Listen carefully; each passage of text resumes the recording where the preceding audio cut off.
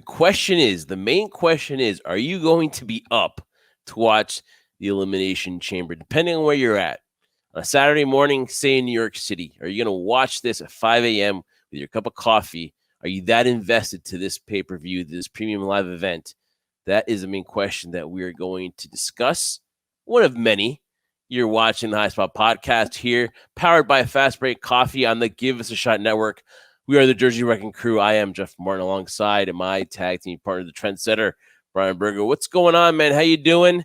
We're on the mend, but we're here on the road to WrestleMania, and we're giving you this Elimination Chamber preview. What is going on, man? How you doing? Well, to answer your first question, am I going to be up? I can barely stay up right now, honestly, to answer your question. To answer your second question, though, it's a long road, man. It's been a long road to WrestleMania. I know we previewed it a lot of times, talked about it, but man, we are one premium live event away from WrestleMania. And what's exciting about this, Jeff, is that there are interesting matches going into this that we're invested in, right? To look at. But the end result of this is really going to lay the groundwork now towards Philadelphia. So I'm excited for it. Again, similar to past Premium Live events, similar to the Royal Rumble, right, what we just saw, which is the last one. There doesn't need to be a lot of matches on this card, as we're going to talk about, to give or to pique interest right now. A lot of focus is going to be on the actual Elimination Chamber matches. This one I'm looking forward to because, yes, it's a smaller card, but my goodness, is there so much build-up for it towards Philadelphia. So I'm excited for it. A lot of people, you're talking about the matches, not that many, but a lot of answers to a lot of questions heading into WrestleMania will be answered on this PLE.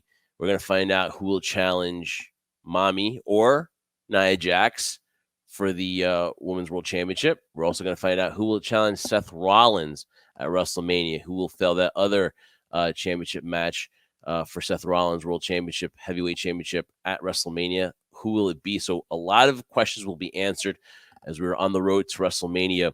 Again, guys, give us a like and subscribe. Follow us on all our social media at High Spot Podcast, as well as like and subscribe here on the YouTube channel for Give Us a Shot Network. I want to thank the boys for doing all they've done as we're on the road to WrestleMania. Very excited to be part of Give Us a Shot Network here as we head to WrestleMania 40. All right, without further ado, Trendsetter, let's talk about this amazing PLE from Perth, Australia. And again, depending on where you're at, it's going to be a doozy, especially for the East Coast people. 5 a.m. A watch time. So we'll give you guys the times to watch this as we're just hours away now from the Elimination Chamber PLE. Kicking off the show, we found out, first of all, they had a tremendous turnout for the press conference.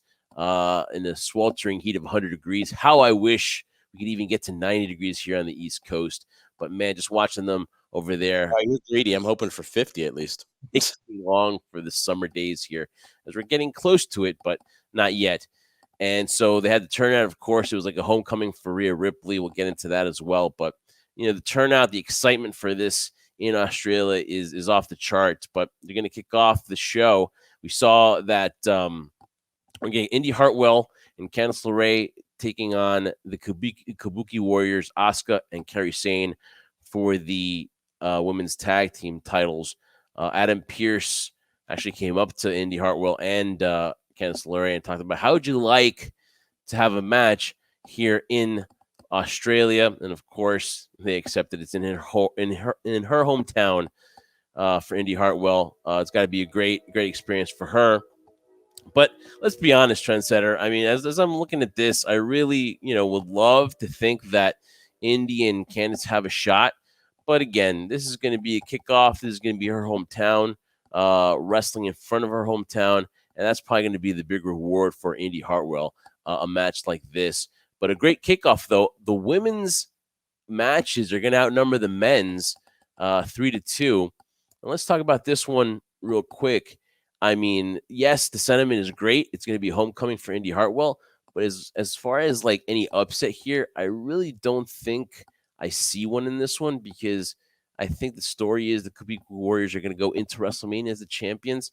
And that's why I don't see that Indy and Candice could actually, come out victorious in this. No, neither do I. I hate to agree with you sometimes, but in this sense, it's a good home field, good story for Indy Hartwell. Candice LeRae really wasn't doing much too. They were obviously had success when they were together at NXT, so kind of bringing that together to see if they can kind of jumpstart these two individuals. I mean, individually, not so much, but maybe together as a tag team going against the Kabuki Warriors. So yeah, I see it as that nice start, nice kickoff to the show. You know, the crowd's gonna be excited for Indy Hartwell. She's gonna get a hometown roar of the crowd, and it's gonna be exciting in that way. And I really have a feeling too that you just mentioned to the press conference, right, and how exciting that was, and the turnout for that too. And yeah, I have a feeling right now in terms of and congrats to the WWE for going international for this because it just shows kind of the strength they're getting right now globally. They always had it, but now you have if you're subscribing to Peacock or you're just not used to this new time, which is going to air the premium live event. See that the enthusiasm's out there, so I'm thinking that crowd's gonna be riled up right from the beginning to the very end. So it's gonna be good. But again, I don't see an upset happening here. I see and still retaining the Kabuki Warriors as the women's tag team champions. Yeah, like we're saying here, the sentiment is let's get the people that are from Australia here to the forefront. So Indy Hartwell, of course, has a shot. Obviously, her connections with Candice LeRae, so that's tag team that they formed. It's going to be a homecoming for her, which is great and awesome. But again, we don't see the titles changing hands. Yeah. Of course, Grayson Waller will be at the forefront, of course, with the Waller effect as his interview segment will be a major point to this show. But again, though, somebody that's kind of off the card, which I'm a little surprised to, is Bronson Reed, though, because obviously he's another fellow Australian who is not on the card, did not qualify for the Elimination Chamber. And so you see someone like Grayson Waller get involved, and they put in Indy Hartwell in there late. And I'm just thinking, man, do you think Triple H maybe has a plan for me, a Bronson Reed appearance? Because obviously Bronson Reed is very disappointed, seemed very apologetic to his fans, to his Australian fans, that he just did not make it in time. A lot of people were talking about how maybe the birth of his child is going to be a factor, but he later on said that it's not. He just didn't make it on the show. Is there a way for Bronson Reed to kind of maybe make it on this show? Because I just don't see Triple H being that kind of guy where he's not going to put somebody that, especially who's one of his guys that he brought back after all the layoffs, for him not to be on the show. Do you see a way that Bronson Reed can get on this show coming up here at Elimination Chamber? Of course, but at the same time too, like pick any scenario, right? Could he be a surprise entrance in the chamber? Could he disrupt anybody in terms of these single matches that we have? Could he be part of the Grayson Waller effect? Who knows, right? Yeah, could you still use him? Of course, but I don't think it's anything personal for Triple H. I think Triple H has made it perfectly known when they've asked him about the card number of how many matches per se or how many people are involved storyline wise. And I think a great example would be down the road. I don't know if a lot of people remember this though, but Becky and Trish being bumped off SummerSlam to used for a different event, and then they asked Triple H, well, what was the reasoning behind that or his mindset? And it's like there's only so much you can put on, and I'm sure it'd be great to have Bronson Reed there so he'd get a hometown welcome from the crowd too. But sometimes it just doesn't fit within the card or the storylines you're trying to produce. And let's be honest, and this isn't an attack on Bronson Reed, but I'm sure this is the last thing that people are curious about in terms of the matches besides the Indy Hartwell and Candice LeRae and the tag team championship match for the women's titles. But like, I don't think anybody's really worried and concerned about that. I'm sure if Triple H could have done it, he would have. So I think it's sad as it is that he won't be able to be on the card, though he could possibly be. You never know. Never say never. It's not a big deal. All right, then. So then I won't stay on my platform for Bronson Reed. I just thought that again, a lot of people on this card trying to get people at the forefront, but no Bronson Reed. But we'll see. We'll find out if there's a spot. But like you said, there's really so many people you can put on a show at the same time. So the card looks pretty stacked as it is. We'll find out if Bronson Reed kind of makes some kind of impact at Elimination Chamber. All right, so we talked about the kickoff show. We're going to see the women's matchup for the tag team titles. Let's talk about the Elimination Chamber PLE itself. Let's talk about the tag team titles on the line. It's going to be Finn Balor and Damian Priest of the Judgment Day defending their undisputed tag team titles against the team of Tyler Bate and Pete Dunne. Obviously, it's been a resurgence for Pete Dunne. Good to get him back. Good to get him in this mix here for a title with Tyler Bate. Obviously, Tyler Bate's been NXT for the longest time and now gets his opportunity on the main roster. And we're going to see, a good matchup here, a good tag team matchup here. Obviously, we're going to talk about the distancing of kind of Rhea Ripley the last few months or so from the Judgment Day as far as getting her on the babyface level, because we know that everyone's pulling for her and everyone sees her as this face. But now, kind of taking a step back from the Judgment Day, we see that there's problems here. There's problems with R-Truth. There's problems with, hey, listen, when is Damian Priest going to cash in his Money in the Bank? A lot of distractions, and kind of Finn Balor kind of taking a little step back as well as kind of watching things happen instead of kind of leading by example. Are the Judgment Day prime to be, in a little bit of trouble here heading into the Elimination Chamber? Do you see a scenario where they walk away Perth as the tag team champions and not lose to Pete Dunne and Tyler Bate? Because that would be a little bit of a shocker. Even though these two guys are really good, I'd still be shocked if they lose. Maybe if you give me a reason to think that they have a chance, I might swing that way. But I still think no matter all the troubles, everything going on with the Judgment Day, that they still walk away as a tag team champions. Well, it kind of answered your own question there, I think, because you brought up great points. There is some turmoil there. There is some controversy. There is some dilemma going on within the Judgment Day. But let's be honest, we've seen this before in other factions, whether it be, the Bloodlines, just the earliest example of what you could talk about. I think they put that in there and they plant those seeds, especially for the fact that we know that eventually, maybe sooner than later, Rhea Ripley is going to completely expel herself from the Judgment Day. She doesn't really need them anymore.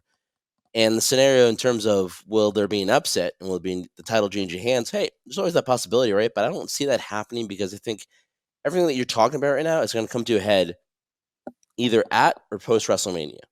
So I think, yeah, the inner workings are there. I don't think we're there yet because I think there still needs to be a conclusion with R-Truth, whether that's with, for example, let's say Dominic Mysterio or any other member of the Judgment Day. But I don't think it initially happens just yet, because still a lot of questions have to remain unanswered. I mean, where the hell is Finn Balor in all this?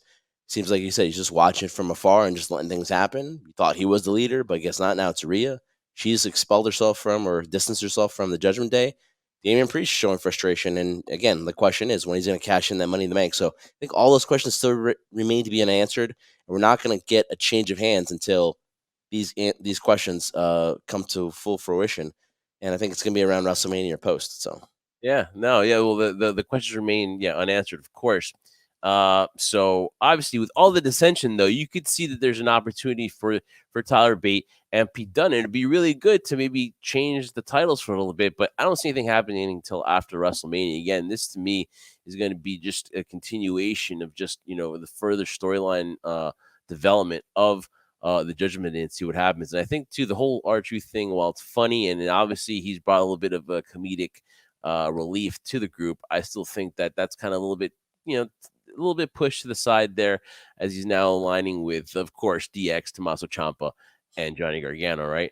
But yeah, obviously though, I wish I could see a title change here. I wish it'd be cool to happen down there in Perth.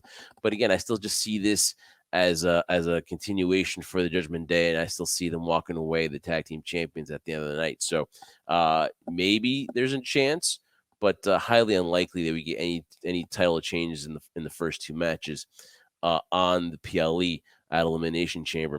You guys are watching iSpot Podcast, and guys, wanted to let you know that we got other episodes as well in the books. We just talked to Rohizi from the Remix Rumble.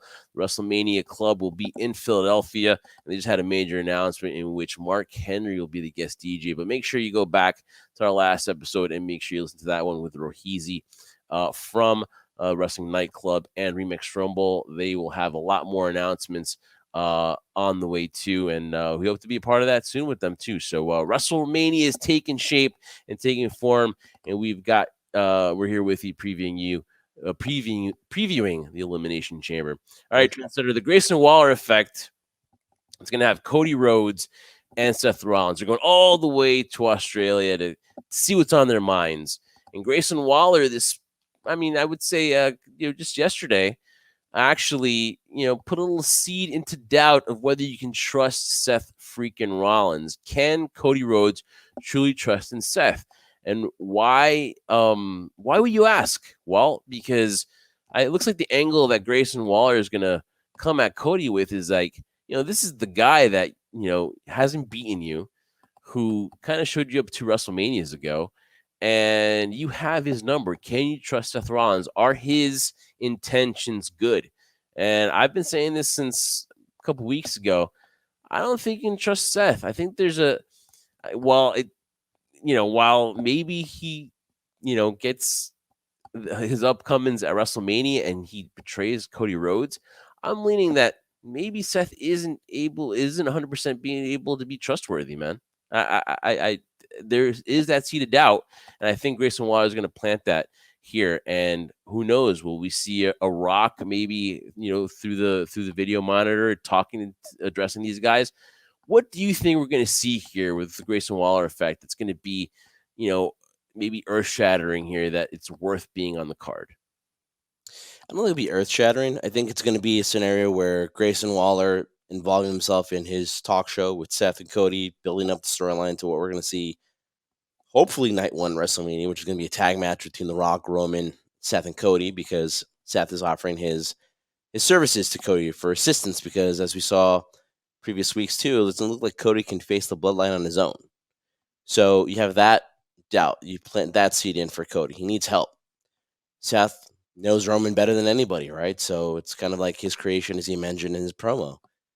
But the whole doubt, I don't know if there's ever an issue for people maybe blindly trusting Seth Rollins, because honestly, the last time these two were in a ring together, competing wise, Cody had a torn pec, and towards the end of him getting surgery, Seth was definitely adding on to that injury, hurting him even more as the storyline pitted itself. So I think it's completely legitimate. I think what we're going to get out of it is more building that doubt.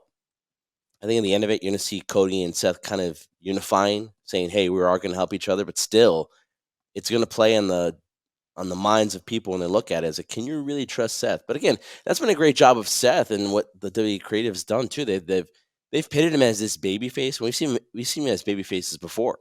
It just didn't feel right with Seth. It felt really unnatural. This time it feels more natural because the crowd's behind him. They love this aspect, this character of Seth, but never once has he shown the fact that you can fully have 100% confidence he's going to do the right thing. Sometimes he'll come out and say it. Doesn't sound very natural, but again, it's kind of like that Joker complex. You just never know what's going to happen with him. I think he plays it really well. So yeah, it's going to pit that doubt. I think we're going to see a unison of, hey, Roman Reigns is going to be there, so I'm sure he's going to confront the two of them. I'm not sure if he's going to be there. I don't know 100%. Kind of teasing that, but I don't think he'll be in Perth because obviously Seth Rollins said that, hey, his MO is not showing up. So I don't think we're going to get Roman Reigns. I think we're going to get The Rock, but I think there's going to be more of that, like you said. I think we're going to get more of that seated doubt whether we can trust Seth freaking Rollins or not. Yeah, and it's great leading into WrestleMania. So again, you should never know, and that's the thing we want as fans, right? We don't want to be able to predict it. We don't want to be able to say, all right, this is going to lead to all the way here. This is what's going to happen. There is that ability where you brought up, you put it on social media too, you put it on an Instagram account, where what happens if Seth costs Cody Rhodes the match? And then, man, here we go again. But again, it would make sense if that did happen. So we'll see going forward. But yeah, that's what's going to happen. And hey, all credit goes to Grayson Waller right now in terms of the momentum he's getting to have to be able to do this on a premium live event. Just shows in terms of how they're trusting him to do it. So good for him. I think it's going to, as Piper would say, right, Piper. Just when you think you have all the answers, Grayson Waller is going to change all the questions for you guys, and it's great leaning into WrestleMania. It's a great spot for Grayson Waller. Looking forward to that. And then you mentioned before how they may be pushing a Roman Reigns and The Rock teaming up against Rollins and Cody, but you get into the men's elimination chamber, and there's going to be an opponent for Seth. So that also leads into question what's going on here for WrestleMania, because are we going to get that tag team match, or are we going to get Seth Rollins really defending it against a guy who a lot of people are picking as the favorite here in Drew McIntyre? So as we talk about the men's elimination chamber, obviously we got Drew McIntyre, Randy Orton, Logan Paul, Kevin Owens, LA Knight. And so a lot of guys here making a pitch here all have good, opportunities. But I think the favorite here in the men's elimination chamber match is going to be Drew McIntyre. While we're all pulling for Randy, we'd love to see Randy and Seth. Obviously, a guy like the U.S. champion Logan Paul can make a huge impact here in being a double champion, vying for that. And a guy like LA Knight, who's been kind of put back to the back burner ever since we've had the returns of CM Punk, the returns of The Rock. It's kind of been pushed a little bit to the back burner. So a lot of guys here with a shot. But I think in clearly, as much as I love Randy and his return, Drew is the guy. Drew is the guy that deserves to go to WrestleMania and take on Seth freaking Rollins, just because this heel persona, this trolling that he's done on social media has been outstanding, and I don't think there's anybody more deserving than Drew McIntyre right now.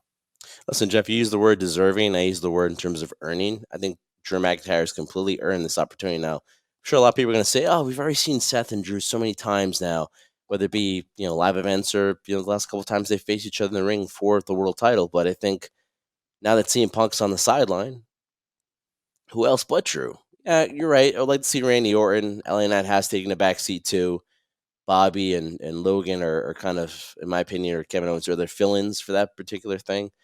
But honestly, I feel that it's Drew McIntyre. It has to be, because right now, what he's been doing, not necessarily just on social media, which has been hilarious too, but what he's done on the microphone and how he's been able to portray the side of him, which, I mean, I can't speak for you, but I always felt was in there. The ability. I mean, people want to make fun of the fact that, oh, sometimes with people you don't understand their accents, or they don't relate to the audience because they're from another country or culture, or whatever the case might be. I think Drew's done an amazing job in every single altercation he's had, whether it be with CM Punk, which I thought was, to me, that was the moment where it's like, wow, he can stand toe to toe with someone of the best on the mics. Seth Rollins or Cody now too, and mocking them, and then basically stating his case, which, despite the fact whether you cheer for him or not, he has a legitimate case here where he was never given his moment. He was never given his opportunity. It was taken away from him. Not blaming anybody here, but we had a pandemic, right? And he wants that so badly. So now he's fighting for that to finish his story, as he calls it, right? Everybody's using the story analogy now, right? I think it's going to be Seth. It's going to be Drew McIntyre. I think, from what we've seen in the past, it's going to be an amazing match. But I think the story it's building up to it, the anticipation in terms of how personal it is, I think it's got to be true. To me, he's earned that opportunity. He's earned it, in my opinion. As much as, like, again, you want to see the others and you have a viable case for each one. To me, it's Drew. Drew's going to WrestleMania to face the world champion. I didn't think. See, you knew it was in Drew. There's a point where I kind of believed it too, but I was just waiting for it, and I was just like, okay. And obviously, the story aligns. He's got a great gripe because he never really got that WrestleMania opportunity, even though can I say Brock Lesnar? Even though he defeated Brock Lesnar in an empty arena at WrestleMania, he never got that moment. And we always thought about it, man. Could you imagine how great it'd be for Drew in front of all the fans to finally get all the love? And this was like 3 years ago, right? Yeah. For him to get it now, obviously there was a lot of bumps in the road, and obviously here's a guy though that there's a question to whether he's re-signed, because a lot of people think that, oh, he's only there till April, he's only there till May, and then he's a free agent. I kind of believe that he's re-signed. You have to think that he kind of has, because there's no way that you're going to put all this on this guy, build him up, build his character, and then for him to walk away, whether he's close to signing or whether he's on good terms with them, and there is a build towards a possible re-signing down the road. You'd have to think that WWE would have a solid idea of what this guy is doing, of what Drew McIntyre is doing in his future. He is advertised for shows up until May into June. I would say he's also going to be he's featured on these other posters for the Bash at Berlin, I believe. So this is somebody I think who's quietly re-signed. If you're going to ask me, put a bullet to my head, and I put a gun to my head, and I say, hey, do you think he's re-signed? I think he has. And also too, mad props to Drew, because it was there, and it took all these circumstances for him to finally let it out, and he has, and it's been amazing, and he's really deserving. Again, there's nothing against guys like Kevin Owens and Bobby Lashley and LA Knight and Logan Paul and Randy Orton, but Drew McIntyre has been very consistent. He's finally seeing his full potential, and this is a guy that at WrestleMania, he's going to get his moment. I think the reason why we can all stand for another Seth Rollins Drew McIntyre match is because we all believe that the road is going to pay for Drew to beat Seth Rollins. To finally really believe he has a chance to beat Seth Rollins. So I'm pulling for Drew, and I think Drew McIntyre is going to win the men's elimination chamber coming up in just a few hours, depending on where you're waking up from. But That leads to the women's elimination chamber, and that would be the only question left is who's going to take on Rhea Ripley or Nia Jax. Whoever wins that matchup, we get the women's elimination chamber matchup. And again, you got Tiffany Stratton, who's a newcomer, Bianca Belair, Becky Lynch, Naomi, who's returning and she's on the main event scene, Liv Morgan, who is on a revenge tour to get Rhea Ripley, and of course, Raquel Rodriguez, who's obviously the sentimental favorite because of what she was going through. If you saw the videos this past week of what she's gone through, man, mad respect for her. What she went through, the ordeal with her, with the skin and the treatment she's been getting, and how it's a uphill battle. She's obviously a sentimental favorite here, but Becky Lynch and Rhea Ripley is something that I think that they've been teasing for so long. Ever since last year, you kind of got a little bit of taste of it. It would be like face to face between the man and mommy, Rhea Ripley. And I think as much as all these competitors have a chance, I think that they're leaning towards Becky Lynch.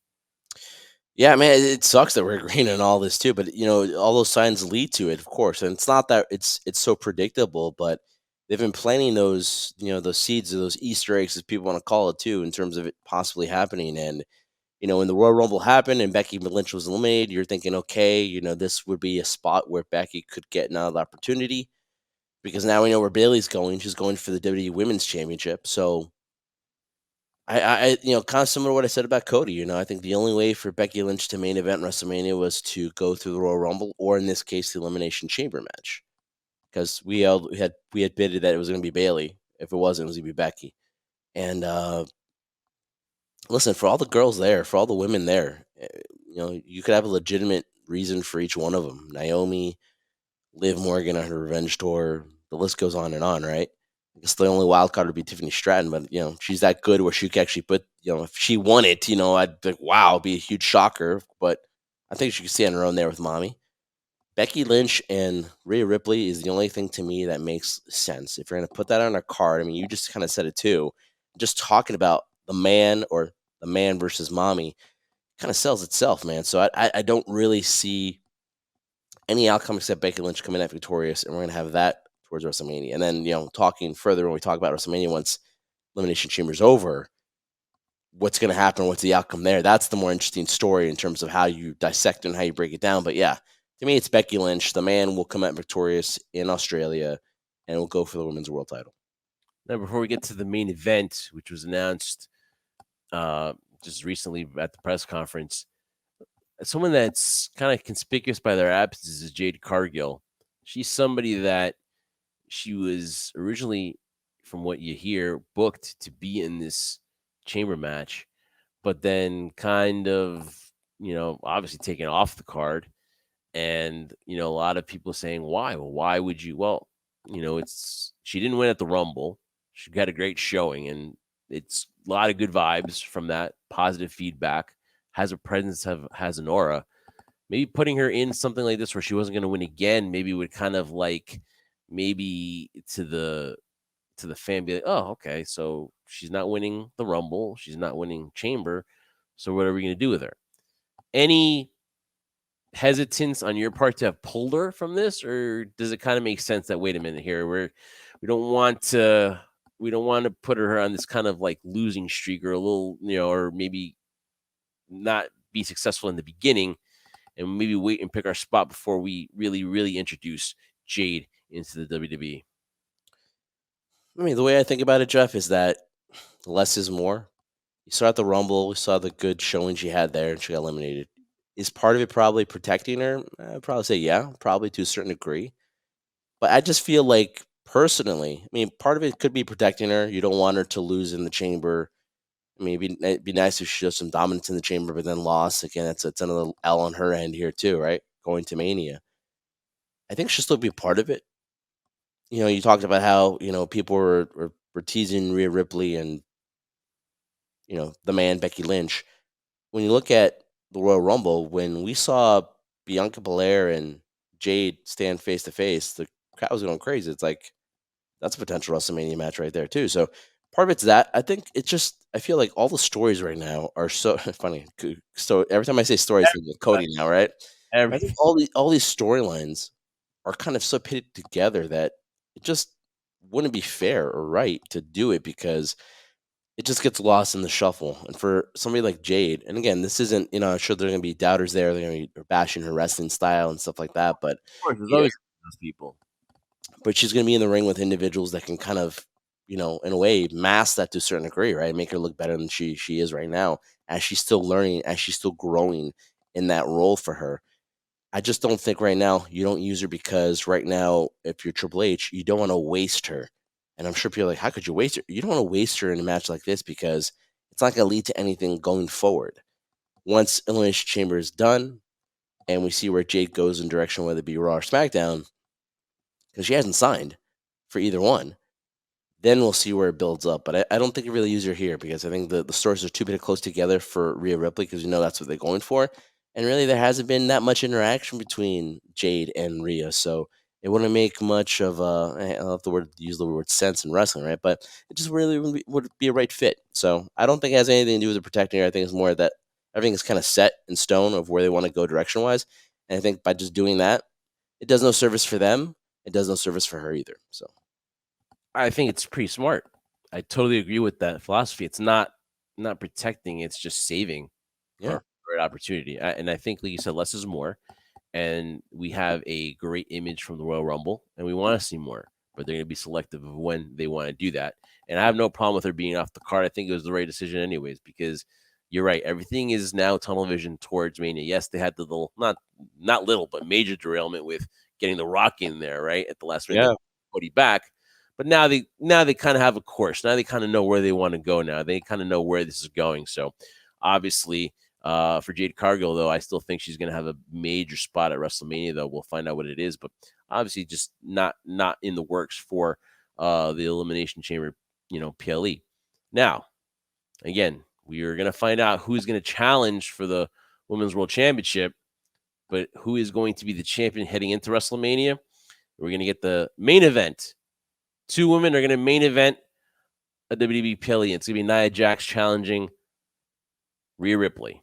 Obviously, they had the face-off in Perth at the press conference.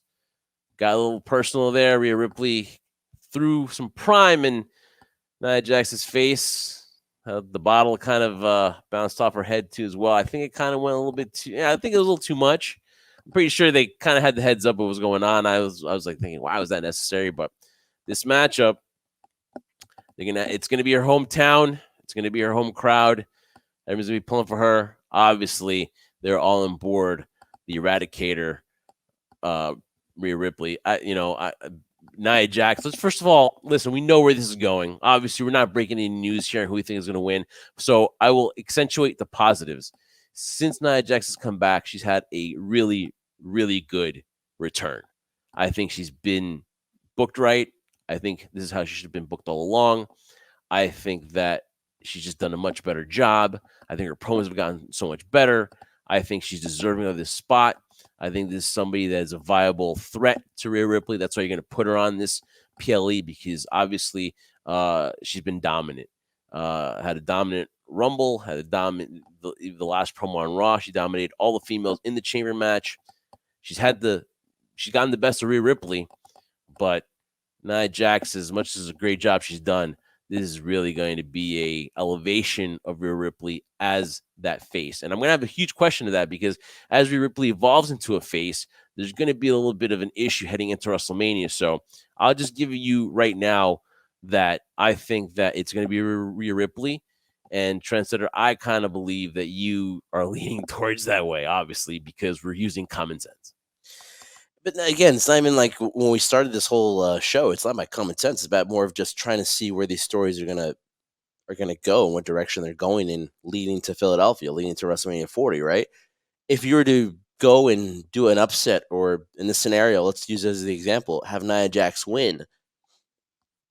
Does it make it look like more of an unpredictability? Or like, oh man, we all thought it was going to be Rhea and Becky. Now it's changed because when you really think about it, Nia and Becky still have kind of unfinished business as well. It's still personal there. So I guess it could make sense there. But I just feel like the way they've built Rhea Ripley and how they've invested so much time in her and have had belief and trust in her to give her this opportunity to main event with Nia Jax, who has, again, earned her spot in that scenario too. Since she's come back, she's done great work. I don't think you do that if you expect to have her lose. And the whole babyface thing where she's becoming more likable, it's kind of hard to boo her. Her issues now are her distancing from Judgment Day. I think that's eventually coming down the road, just not right now. And so for me, the interesting thing about this is yes, Nia has had the best of Rhea Ripley in the past when she's attacked her and shown her dominance towards Rhea Ripley. And it also allows the crowd to see another side because all we've seen is a very dominant female going through the women's roster, and you're like, well, who is a potential threat to her? And this is someone who's not only just a potential threat, but someone who can dominate her, who's just as strong as she is, can actually do to her what she's done to a lot of the females that she's competed against when she's defended her title. So it builds that feeling of doubt. But I think if I was a betting man, and I'm not because my luck is the worst, you know that, and that's why like I'm doing this show, guys, for you, and I'm under the weather, as you can tell from my sexy voice. He It is doesn't matter because it, struggling here, but he's doing good. yeah, Well, and I'm trying my hardest, you know. buddy, heading down the stretch. It's not easy, but it gives you that pit of doubt that if it did happen, oh wow, kind of makes sense, right? Again, we're not trying to put logic behind wrestling, guys. It just kind of when you're trying to think of it, you're like, okay, well, if it does go this way, I could kind of understand where they're going and not be so upset and throw hashtags like we want Cody type of thing. But in the scenario, I don't think so. I think again, it's been built up so much that they want Rhea Ripley and Becky Lynch.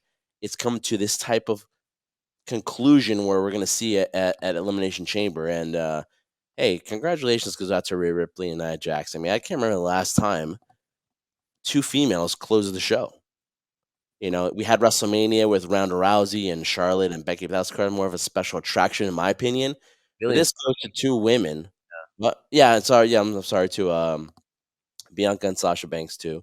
But man, this shows to me in terms of the elevation of where Rhea Ripley has gone, and I'm sure she's done tons of media for this too. She is the poster face for this event too, so a lot of pressure to live up to, a lot of pressure for her to deliver, and I think she will. And I'm looking forward to this match. So I see Rhea Ripley retaining, going to WrestleMania, still the champion. So there's a conundrum here, and I don't know whether it's on purpose or whether because you just want to see this matchup and where it's leading to. Obviously, they've kind of led us down this path for about almost 2 years now.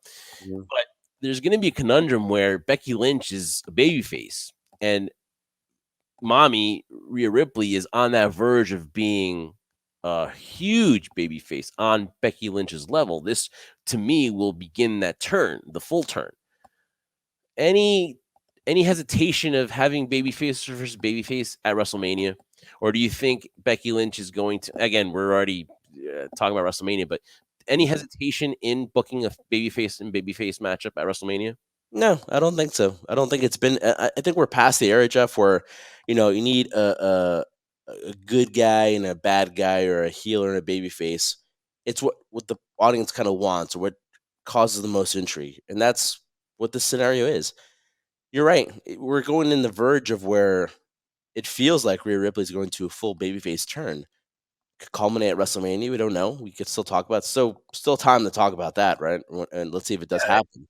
But in the scenario of this, it just piques interest too, because in this scenario, you have a situation, if it does happen, where you'll have the crowd going for both. And at the same time, you love seeing those chants going back and forth, back and forth. So I don't think that's an issue. I don't think there is an issue anymore nowadays for having two people who are liked by the crowd going against each other. I think ultimately, the end, I don't think one necessarily has to go in another direction. The other one has to go in the opposite direction. But I think right now, just it piques the interest. It picks the intrigue of people saying, "Well, who's going to come out on top?" But ultimately, before we talk about that, we have to get there. I think once we get there to the point of we know what's going to happen at Elimination Chamber, we see the results. That's when you and I can dissect it and talk about it for hours and hours. Because right now, I don't think that's an issue. I think right now, it's a scenario. I'm sure back then you could still say that Rhea Ripley's still technically a heel going against the heel, but she's coming out the babyface. So again, I don't think it matters storyline wise.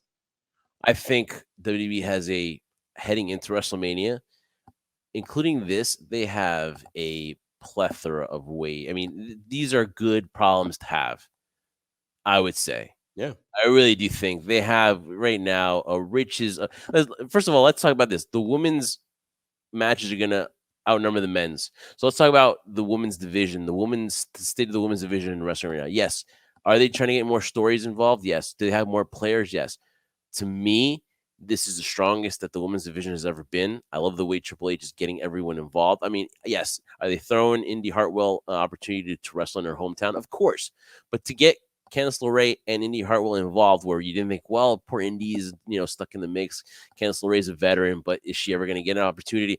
Here's the opportunity. Triple H is able to get everybody involved, and that's a good thing. And this is a good thing because you can base now a PLE off the women, and how awesome is that? Where you don't have to depend on the men, and you can, hey, listen, we're going to save this men's match for this, and have a women's PLE main event. This one, it's a good problem to have, and like you're talking about, we'll worry about till when we get to WrestleMania, right? It's a good problem to have. Rhea Ripley versus Becky Lynch. What promoter wouldn't sign up for that problem, right? And We're dealing in a day and age where WWE didn't have enough talent to make you interested. Now there's a huge depth in the roster of the men and female.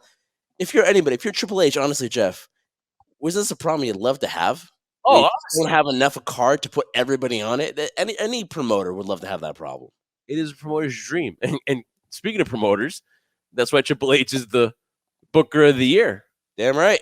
And hey, listen, I know our award should be the number one, but we kind of knew this all the way in January, right? But congratulations to Triple H because he won Booker of the Year. I know there's somebody down in Florida who might have an issue with that.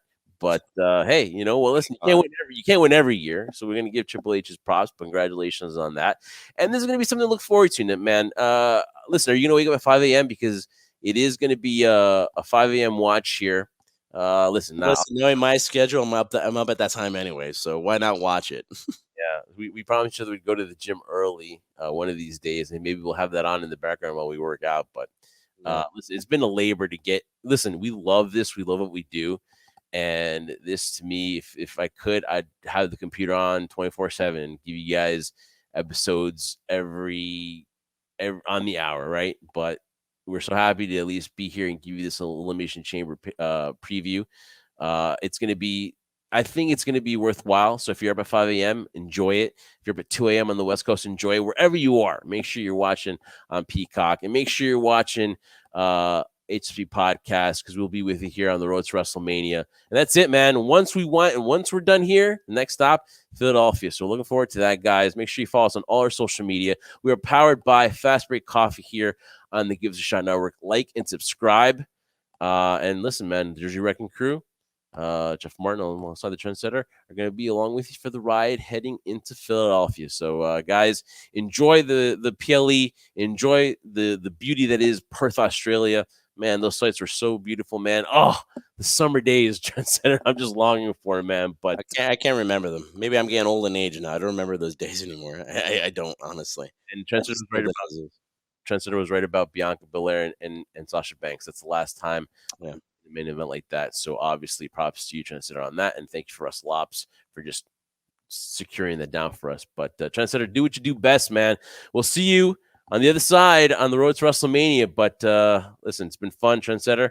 Do what you do best and wrap this baby up. Listen, guys, it's from Australia all the way to Philadelphia. The road to WrestleMania will be coming to a better conclusion at the end of all this.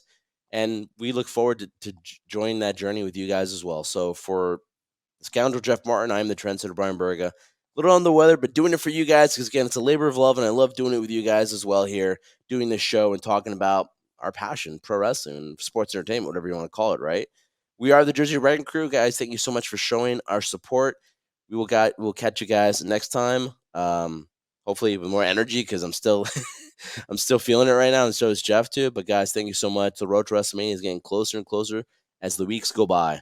Guys, thank you so much. Remember, we do this for one reason and one reason only. We do this for you, the crew.